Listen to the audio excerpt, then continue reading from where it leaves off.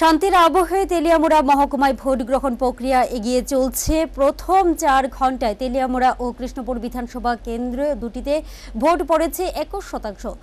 দুই বিধানসভার বেশ কয়েকটি বুথে ইভিএম মেশিনের গোলযোগ ছিল। তেলিয়ামুড়া মহকুমার ভোটের বিস্তারিত জানবো আমাদের প্রতিনিধি সঞ্জীব দাসের কাছ থেকে। হ্যাঁ সঞ্জীব,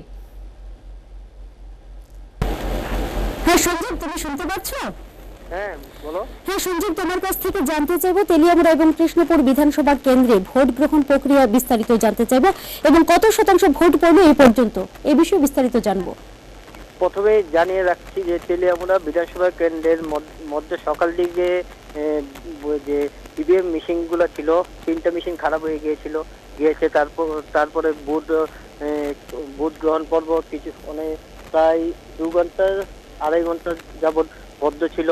তারপরে সারাই করা হয়েছে, পুনরায় বুথ প্রক্রিয়া চলেছে। তেলিয়ামুড়ার মধ্যে এখন অব্দি যতটুকু জানা গিয়েছে বুথ পড়েছে প্রায় 35% উপরে বুথ এখন অব্দি পড়েছে। আর নিরাপত্তা ব্যবস্থা বলতে কঠোর নিরাপত্তার ব্যবস্থা মোতায়েন করা হয়েছে এবং যাতে কোনো প্রকার কোনো উচ্ছৃঙ্খল না হয়, কোনো প্রকার না হয় তার জন্য করা হয়েছে। সুস্মিতা। হ্যাঁ সঞ্জীব, আরেকটা বিষয় জানতে চাইবো, ভোটারদের মধ্যে কোনো ভয় ভীতির পরিবেশ লক্ষ্য করা যাচ্ছে কিনা সেই বিষয়টা জানতে চাইবো, বা কোনো অপ্রীতিকর ঘটনার খবর?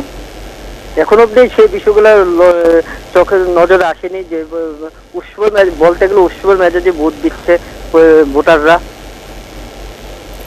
ধন্যবাদ সঞ্জীব তোমাকে।